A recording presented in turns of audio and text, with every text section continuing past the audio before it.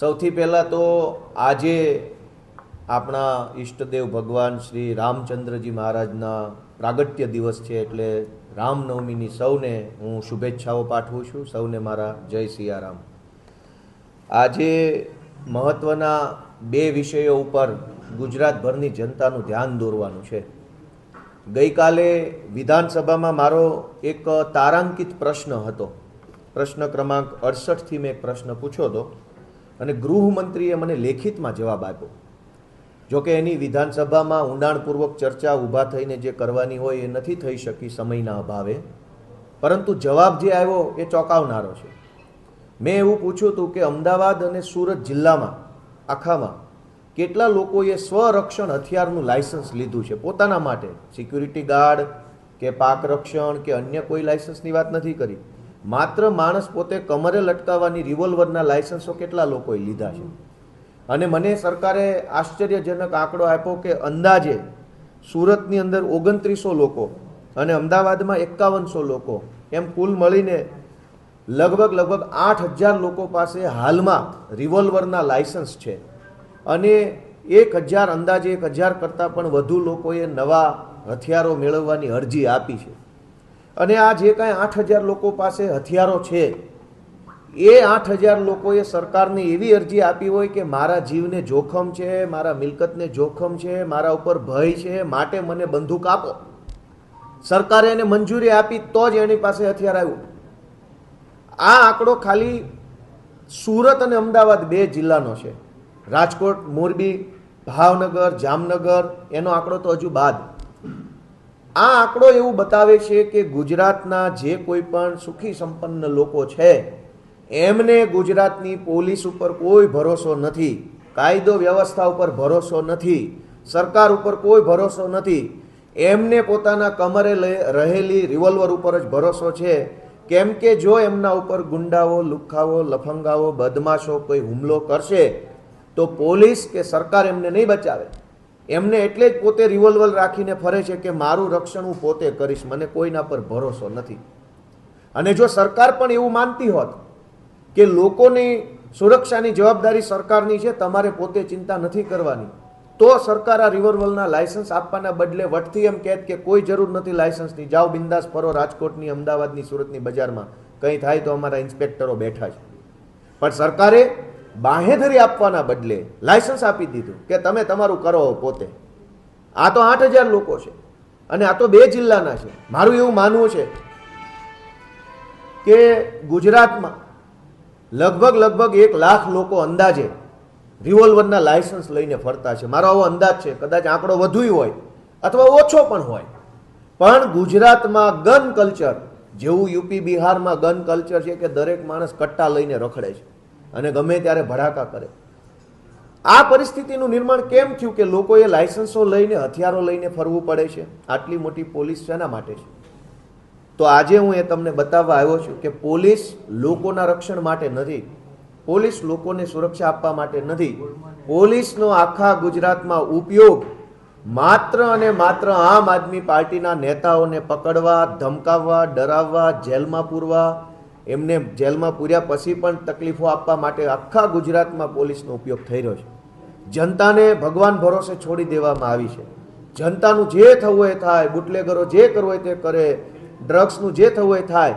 Police આખા ગુજરાતમાં માત્ર એક જ કામ કે આમ આદમી પાર્ટીનો કાર્યકર નેતા હોય તો એને પકડીને જેલમાં પૂરો. ગઈ તારીખ 13મી માર્ચના રોજ સાબરકાંઠામાં અમારા આમ આદમી પાર્ટીના કાર્યકર્તાઓને ઘરે જઈને 3 કલાક સુધી સાબરકાંઠા પોલીસે ધમકી મારી, એના મોબાઈલ ચેક કર્યા, લેપટોપમાંથી ડેટા કાઢ્યો કે તમારા આમ આદમી પાર્ટીના ઉમેદવારો કોણ કોણ છે, સ્થાનિક સ્વરાજની ચૂંટણીમાં એનો ડેટા આપો. 13મી માર્ચે ધરમપુર પોલીસ દ્વારા પણ ધરમપુરની અંદર અમારા આમ આદમી પાર્ટીના જે હોદ્દેદારો છે એમના ઘરે જઈ એમના લેપટોપ, મોબાઈલ ચેક કર્યા અને કીધું કે તમારા ઉમેદવારોનો ડેટા અમને આપી દો, નહીંતર તમને અમે આમ તેમ કરી નાખીશું. 13મી માર્ચે વાંસદાની અંદર અને અમદાવાદમાં પણ અમદાવાદ પોલીસ ને વાંસદા પોલીસ દ્વારા અમારા કાર્યકર્તાઓને ધમકી મારવામાં આવી ઘરે જઈને, અને ત્યારબાદ પોલીસ સ્ટેશને લઈ જઈ 4 કલાક બેસાડી રાખવામાં આવ્યા અને કીધું કે આમ આદમી પાર્ટીનો બધો ડેટા અમને આપી દો.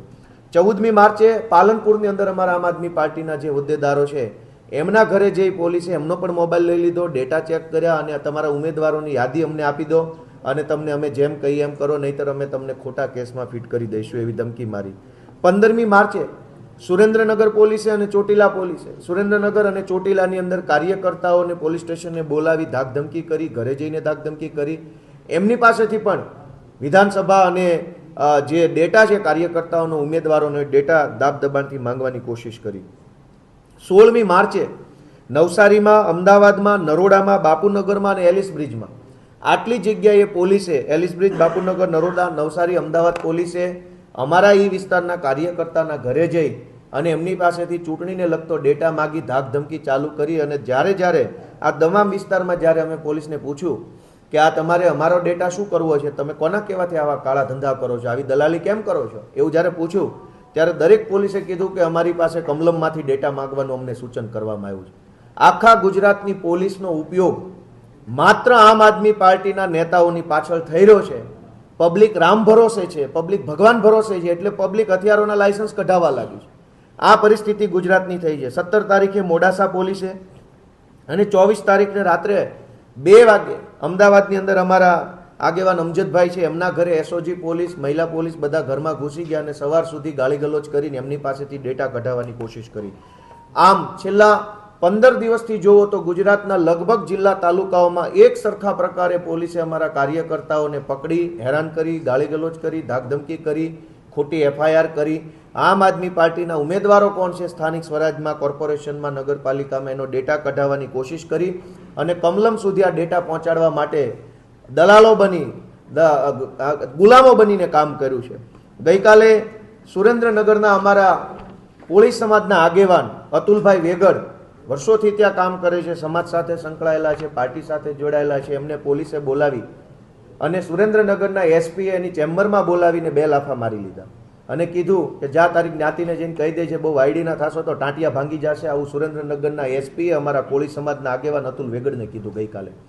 એની સાથે સાથે અમારા લોહાણા સમાજના આગેવાન કમલેશભાઈ કોટેચા પણ ત્યાં કામ કરે છે. ગઈકાલે સુરેન્દ્રનગરના એસપીએ એને પોતે ધમકી મારી ચેમ્બરમાં બોલાવીને અને એણે એમ કીધું કે અમને ભાજપનો સપોર્ટ છે, તું બહુ ભાજપની વિરુદ્ધમાં વધારે પડતું બોલીશ તો તારો સુરેન્દ્રનગરની બજારમાં વરઘોડો કાઢવામાં આવશે, એટલે તું તારી મર્યાદામાં રહેજે. દીપકભાઈ ચેહલા છે અમારા આગેવાન અને કુણાલભાઈ શાહ છે, પત્રકાર છે, આરટીઆઈ એક્ટિવિસ્ટ છે. આ બધાને સુરેન્દ્રનગરના એસપીએ બોલાવી, ચેમ્બરમાં બોલાવી ધાકધમકી કરી, પોતે માર મારી, બીજા પોલીસવાળા પાસે માર મરાવીને એવી ધમકી આપી કે તમે આમ આદમી પાર્ટીનો ઝંડો લઈને નીકળ્યા છો એ બંધ કરી દેજો. કેમ કે આ અતુલભાઈ, અમારા કમલેશભાઈ, દીપકભાઈ, આ બધાને હમણાં જ આમ આદમી પાર્ટી દ્વારા સુરેન્દ્રનગર મહાનગરપાલિકાના ઉમેદવાર જાહેર કરવામાં આવ્યા છે. અને એમને પોલીસ એવું ધમકાવે છે કે તમે આમ આદમી પાર્ટી છોડી દો અને આમ આદમી પાર્ટીનું કામ કરવાનું બંધ કરી દો, નહીતર તમારા ઉપર ખોટી એફઆઈઆરો કરી અમે તમને જેલમાં પૂરી દઈશું. દોસ્તો, મારે જણાવવું છે કે પોલીસનો આ ધંધો છે. આ કામ કરવા માટે પોલીસના યુનિફોર્મ પહેરીને ફરીએ છીએ આપણે શપથ લીધી હતી તો આવા ધંધા કરવાની શપથ લીધી હતી. આખા ગુજરાતની પોલીસ અત્યારે જનતાને રામ ભરોસે મૂકી, જનતાને ગુંડાઓના હવાલે કરી દઈ, જનતાને બુટલેગર, માફિયા, તોડબાજોના હવાલે છોડી દઈ, માત્ર ને માત્ર એસપી, આઈજી લેવલના, ડીવાયએસપી લેવલના અનેક અધિકારીઓ માત્ર ને માત્ર રોજ જાગીને આમ આદમી પાર્ટીના કાર્યકર્તાઓની પાછળ પડ્યા છે. મેં તમને ડેટા આપ્યો અને જનતા હથિયાર લાયસન્સો લઈ રહી છે. આ પરિસ્થિતિની અંદર ગુજરાતભરની જનતાને મારી એક જ વિનંતી છે કે આમ આદમી પાર્ટી આંદોલનમાંથી નીકળેલી પાર્ટી છે. અમે લડાયક માણસો છીએ. કોઈ એસપી આઈજીને દમદાટીથી બી જવાવાળા અમે નથી. અને જે એસપી આઈજી ભાજપની દલાલી કરે છે એને જોઈ લઈશું, શુદ્ધ ગુજરાતીમાં જોઈ લઈશું. એ કોઈ ટેન્શન નથી.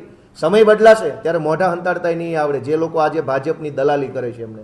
પણ સવાલ એ છે કે જો પોલીસ ભાજપની દલાલ બનીને કામ કરે અને જનતાને ગુંડાઓના હવાલે સોંપી દેવામાં આવે, ગમે ત્યારે ખૂન થઈ જાય, ગમે ત્યારે રાજકોટમાં એક વેપારીની હમણાં હત્યા કરી નાખી થોડાક દિવસ પહેલા, ખુલ્લેઆમ છરીઓ મારી દેવામાં આવે છે, તો પોલીસ કંઈ નહીં કરે. અને આ પરિસ્થિતિમાં જનતા હવે પોતે હથિયારોના લાયસન્સ લેવા લાગી છે. એનો ડેટા મને ખુદ ગૃહમંત્રીએ આપ્યો છે. ત્યારે એક જ વિનંતી છે કે આ સ્થાનિક સ્વરાજની ચૂંટણી ભાજપ એક યુદ્ધની જેમ લડવા જઈ રહી છે, ત્યારે અમે પણ આ યુદ્ધ માટે તૈયાર છીએ. જનતાને વિનંતી છે કે આ યુદ્ધની અંદર સત્ય, ન્યાય, નીતિનો સાથ આપે, ઝાડુનો સાથ આપે, આમ આદમી પાર્ટીનો સાથ આપે. બધી જ જગ્યાએ અમે ફરિયાદ આપી છે, પણ અમારી ફરિયાદ ક્યાંય લેવામાં આવતી નથી.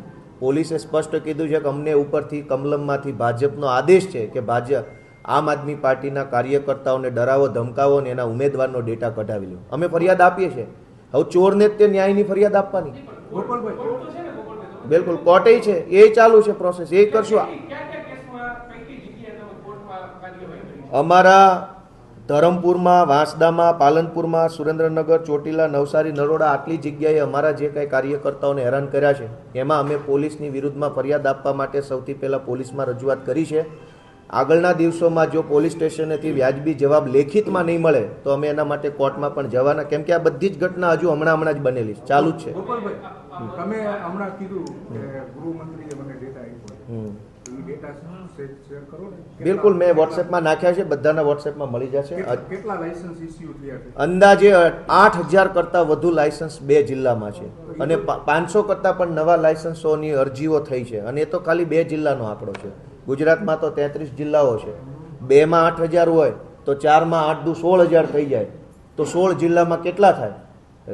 ખાલી રેન્ડમ આંકડો પકડીએ લોજિકથી તો પણ ખૂબ મોટી સંખ્યામાં ગુજરાતના લોકો હથિયાર લાયસન્સો લઈને ફરવા લાગ્યા છે, કેમ કે લોકોને ખબર છે કે અમને કંઈ તકલીફ પડશે તો પોલીસના ભરોસે રહેવાય એમ નથી, પોતાની સુરક્ષા સૌએ જાતે જ કરવી પડશે. ગોપાલભાઈ, કેજરીવાલ અત્યારે ગુજરાતના પ્રવાસે છે, દિલ્હીના એક મંત્રીએ શીશ મહેલ બતાવીને કેજરીવાલને રહેમાન ડકેત એવું ઉપમા આપી છે, શું કહેશો? આપણે સત્તામાં બેઠા છીએ તો આપણને જનતાએ કામ કરવા માટે મૂક્યા છે, ગાળી ગલોચ કરવા માટે નહીં. ભાજપના નેતાઓને વિનંતી છે કે માંડ સત્તામાં આવ્યા છો તો 4 સારા કામ કરો તો બીજી વાર આવશો, નહીંતર પાછા ફેંકાઈ જશો.